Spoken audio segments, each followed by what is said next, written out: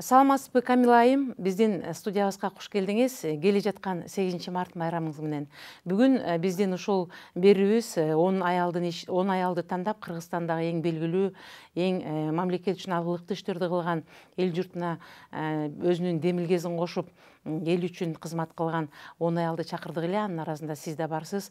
Бүгүнкү биздин темабыз аял адам кантип бактылуу болуш керек, кантип сырттагы жумушту дагы, үйдөгү жумушту дагы бирдей алып кеткенге мүмкүнчүлүгү бар. Арыбаңыздар, рахмат чакырганыңыздарга. Албетте эми мына март 1 марттан баштап эле жаздын 1-күнү, мына кечээ күнү эле жаздын 1-күнү, жаз майрамы, аны менен катар эле ошол ааламды жүрөгүнө сыйдырган асыл зат айымдардын майрамы, куттуктоолор башталды. Ар бир үйдө эне бар дегендей, асыл зат, карындаш бар, сиңдилер бар, эжелер, айымдардын баарына куттуктоолор башталды. Анан эми аял киши албетте сиз айткандай коомдо деги эле бул жашоодо дайыма бактылуу жашаш үчүн эмне кылыш керек? Бүт өзүнүн мүмкүнчүлүгүн, энергиясын үй бүлөгө дагы, мамлекеттин кызматта дагы канткенде жетишет. Ошонун төгөрөгүндө албетте бүгүн мына бардык аялдар эле ошол коомдо өзүнүн орду бар. Анын ичинде биздин мына Кыргыз мамлекетинде 3 миллиондон ашуун жалпы кыргызстандык аялдарды мен учурдан пайдаланып кызуу куттуктайм. Баарысы аял заты бактылуу жашаш керек. Аял заты жаратман, аял заты үйдүн куту, аял заты тарбиячы, аял заты деги эле үйдө ошол бүт мээрман эне. Анан чынында ошол коомдо аялдар бүгүн мамлекеттик кайсы тармак болсо аялдар өзүнүн орду бар. Бирөөсү врач, дарыгер, бирөөсү мугалим, бирөөсү тарбиячы, бирөөсү деги эле койчу юрист, бирөөсү сот, бирөөсү ишкылып, бүт тармактын баарында бизде мына биздин Кыргыз мамлекетинин коомчулугунда аялдар өзү жигердүү эмгектенип келатат. Ишкер айымдарыбыз мына бүгүнкү күнү саясатта мына биз мына азыркы 7-чакырылыштагы ошол парламентте дагы 18 аял киши, ошонун ичинде мына 30га чыгып элек жаш кыздарыбыз келип саясатка аралашып атат. Бул дагы жаңы жүздөр, бул дагы кубандырат. Мына ушинтип отуруп биз Кыргыз мамлекетинин тарыхында мамлекеттик ишмерлер не деген, мына мен өзүмдүн чоң энем дагы Кыргыз АССРдин 2 жолку депутаты болгон аял. Бир канча жылдап мамлекеттик кызматтарда ошол райондук деңгээлде сельсовет болуп, ушул кылып мындай эл башкарып жүргөн аялдар. Деги эле бизде мына ушул аял затка эч кандай бир чектөө жок. Бул гендерлик жактан мындай мамиле бизде Кудайга шүгүр. Анан эми сиз айткандай кантип жетишет? Албетте аял кишинин эми ошол баягы жаратман бала төрөп чоңойткон, коомго ошол тарбиялап чыгарган балдарын коомго татыктуу мындай коомдо мүчө болсо экен деп тарбияны берип келаткан энелер үйгө келгенде мамлекеттин кайсыл кызматында иштебесин, жогорку тепкич эшелондо болобу, ортоңку болобу, иши кылып үйгө келгенде жоолугун салынып эле татынакай болуп, тасмалына ошол өзүнүн мээрими менен тамак ашын ырастап, үй бүлөсүн багып, ушул камбыл эне экендиги бул бардык аялдарга таандык, бул улуу касиет.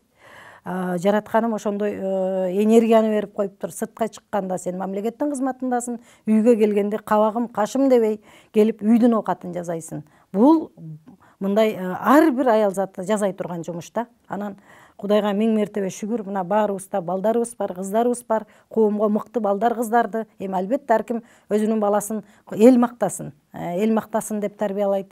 Анан ошол учурда мына биз дагы, мен жеке өзүм дагы ошол мына бир канча жылдан бери ошол билим берүү тармагында, жогорку окуу жайында мына быйыл эсептеп көрсөм ушу шайлоонун астында 31 жыл экен жалпы стажым мамлекеттик жогорку окуу жайында иштеп.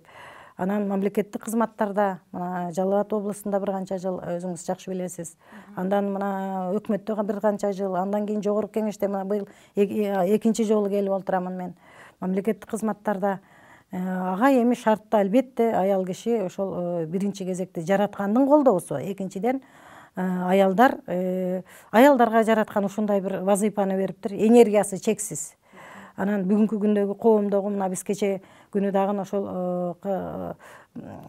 коомдук телерадио КТРде дагы ушундай бир сиздердикиндей болгон бир жакшы передача болду.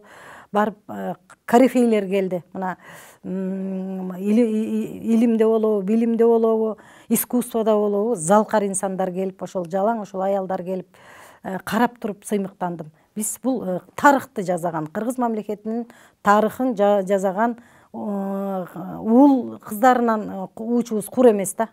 Анан ошол сиз айткандай энелер бактылуу болуп жашаш үчүн биринчи кезекте коомдо билим менен тарбия эри шаркак жүрүш керек. Үй бүлөдөн башталат баарысы. Үй бүлөдө балдарың мыкты тарбияланып, мыкты сен баягы элем эмне дейт деген бизде улуу сөз бар эмеспи? Мындай тыюулар. Коомго жакшы тарбиялаган балдарды коомго коссоң, сен бактылуусуң. Бул үй бүлөдө. Үй бүлөң тынч, үй бүлөңдө үй бүлөлүк аура татынакай болуп турса, баары ойдогудай болсо, анан сен сыртка чыгып элиңе кызмат кыласың. Ошол жагынан алганда мен баардык ошол аял затын, деги эле ааламдагы аял затын бактылуу болуп жашашын каалаган мээримдүү энелердин биримин мен дагы. Мына биз кыз балдар негизи эле кичинекей кезибизден эс тарткан учурубуздан баштап эле апабызга карап түзөнөбүз. Биздин учур ошондой азыр кандай экенин айта албайм, анткени заман биртоп өзгөрүп жатат. Ошол апабызга карап түзөнүп, апабыз жасаган нерсени жасап, апабыз кийген көйнөктү кийгибиз келген учур баарыбыздын башыбыздан өткөн. Ошол апаңыз жөнүндө азын улак айтып кетсеңиз. Албетте, баягы энесин көрүп кызын ал деген улуу сөз бекеринен эмес да. Үй бүлөдө ошол баягы эмнени көрсөң, кандай тарбияны көрсөң, уядан учканда деле ошону жасайт. Мен деле өзүмүн ошол раматылык болуп кетти, 10 жыл болуп калды энемин каза болгон. Мен эми тайынем колунда өсүп калдым. Тайынем айылыбыз дагы ушундай бир ушунчалык ченде жок. Мен андай таза аялды, пакиз аялды мындай көрө элекмин да. Өзгөчө таза аял болчу. Өзгөчө тазалыкты ушунчалык жакшы айылда абысын ажындары устун жубар деп тергешчү.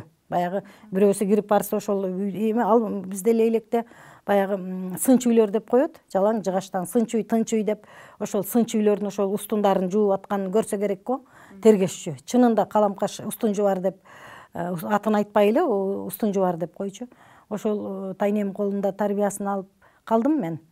Анан эми баягы көргөнүңдү жасайсың дегендей, ал кишинин ар бир жасаган иши, үйдөгү оокат тутунганы, тамак идиш аякты карма үй тутканынын баарысын ушу бала кезде көргөнүң эле жасайт экенсиң да. Анан бул чынында калети жок сөз, энесин көрүп кызын ал деп. Энеси мыкты, энеси тарбиялуу, энеси мындай кыргызда айтылат го, жанагы Кусейин Карасаев аял затын 7 классификацияга бөлгөн. Жабылуу, каренген аял деп. Мен тайынем ошондой аял болчу. Бул деген үй бүлөдө бүт дайыма үй бүлөдө кут, береке, ушунчалык үйгө кирип эшигин көрүп төрүнөт дегендей, кээ бир үйгө кирсең муп-мустак болот. Эми аялга байланыштуу да, үйдүн дагы куту. Үйүнө кирсең ушунчалык баягы дастмалы төгүлүп, чачылып, ушундай төгүн чачын болуп, берекелүү үй бүлөгө киргенде эле аял мыкты экенин байкалып турат да. Ошондой баягы жабылуу, каренген аял деп, мээримдүү, үй бүлөгө өтө камбыл, жеги жаатын, кайын журтун деги эле ошол тууган уругуна бирдей мамиле жасаган ушундай бир эми аялдар бул чоң үй бүлөдө деле чоң саясатты жасайт да. Ошондой тарбияны мен тайынемен алдым албетте. Анан раматылык энем дагы ошол бизде лейлекте эне деп коет, апасын эне деп коет. Энем дагы Темиржан деп мына ошол көрөрмандар, угармандар, мына биздин Лейлек районунан, биздин айылдан угармандар мени калп айттырбайт. Чынында энем абдан мыкты аял болчу. Биз 5 кыз, үй бүлөдө 5 кыз 3 уул. Анан ошол тууган урук, тааныш, ошол дос жарынын баары эле Темиржандын кызын ал, Темиржандын кызын келин кылып алып, бүт турмуш үй тиричилигине бышкан деп. Анан бизди бала кезде Лейлекте ушунчалык баягы түйшүккө кыз баланы айрыкча эмгекке абдан кынаптап ушунчалык менен баягы үй бүлөлүк тириликке дагы абдан бышырат экен го. Бала кезден эле бешиктен белибиз чыга элек жатып, баягы Лейлек Маргунда, бизде азыр Лейлекте Маргун деген айыл, Лейлектин килем, Лейлек килеминин мекени. Ушу бала кезибизден эле ушу 8-9 жашыбыздан баштап эле килем токучубуз да. Анан мектепти бүткүчөк деле ушул килем токуп, азыркы күнгө чейин ошол салт мына уланып келатат.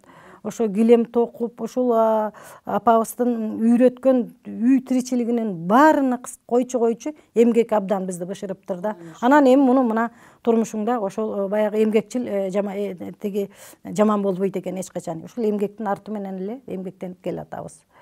Бул эми албетте үй бүлөлүк тарбиянын маанисинин зордугу да бул. Мына сиз баарыбызга белгилүү болгондой экинчи жолу чакырылышка депутат болуп келип жатасыз. Ушул жолку сиздин иш пландарыңызда аялдарга арналган, аялдардын бир эртеңкиге болгон бир иш аракеттери, жобосу, ушу аялдардын аң сезими менен өнүктүрүү мамлекетти деген сыяктуу мен эми так билбейм, сиздин кандай планыңыз бар? Ошол боюнча кандай пландарыңыз бар? Албетте, бул аялзаттын коомдогу ролу өтө зор. Албетте, биз мына жок дегенде азыр мындай мамлекеттен ушунчалык аялзатка зор көңүл буруу болсо экен деп биз дагы ошону мындай менде да зор мындай тилек бар. Анан экинчиден аялдарга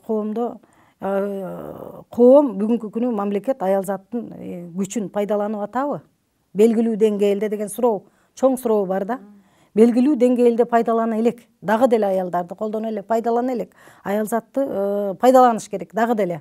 Анан аны үчүн эми шартта түзүлүш керек. Мен эми мына биринчи ошол азыр бир 2-3 мыйзам долбоорунун үстүндө катуу иштеп атамын. Эми ал албетте мындай чоң маанилүү маселелердин төгөрөгүндө ошонун эң мындай актуалдууларынын бири ошол жөлөк пулдар боюнча. Азыр маселени көтөрүп атабыз. Өткөндө биз фракциядагы министрди чакырып, жана социалдык өнүктүрүү министри Кудайберген Базарбаевичти бүт командасы менен чакырып, алар менен да кеңештик. Ошол мыйзам долбоорубузду жакынкы күндөрү ошол мындай ийилеп, бышырып, абдан экспертизадан өткөрүп, абдан коомдук талкуулардан өткөрүп бир жакшы мыйзам алып чыккан атабыз. Бул келип туруп эле биздин Кыргыз мамлекетиндеги демографиялык көрсөткүчкө болгон чоң бир мындай бир камылга.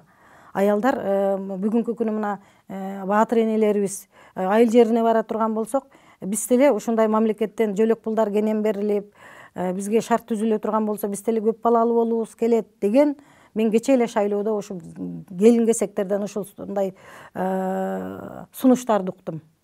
Биз ошол мыйзам долбоорун жазуу менен ошол жаңы төрөлгөн балдардын 3 жашка чейин бул милдеттүү түрдө пособие алуу, ал байдын баласы, кедей, эч статусуна карабай туруп, бала төрөлдүбү, ал 3 жашка чейин пособие алуу, жөлөк пул алыш керек. Жанагы бул Советтер Союзунун учурунда бар эмес беле, балдарга берилчү. Ошондо бул дагы келип мындай демографиялык өсүш, элдин санын көбөйтүүнүн бирден бир мындай бир камылга. Бул чоң саясат, бул дагы ошол мыйзам долбоорунун үстүндө иштеп атабыз азыр дагы.